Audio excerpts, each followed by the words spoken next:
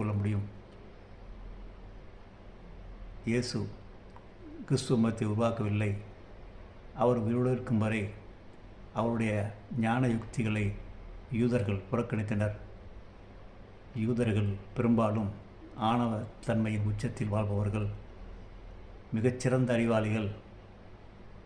அவர்கள் இனத்திற்கு ஒரு புதிய தீர்க்கதரிசி வருவார் என்று எதிர்பார்த்து கொண்டிருந்தார்கள்.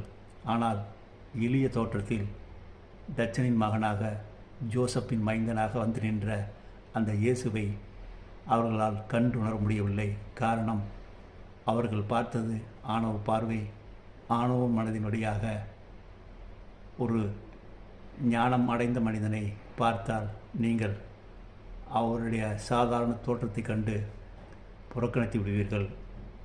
அவர்களை உள்ளார்ந்து பயணித்து அந்த உள்ளார்ந்த கண்கொண்டு பார்த்தால் அவர் எந்த நிலையில் உள்ளார்ந்து பயணித்திருக்கிறார் என்பது தெரிய வரும். அந்த எளிய உடலில் உறங்கிய ஆத்மாவை அவர் வெளிப்படைய செய்து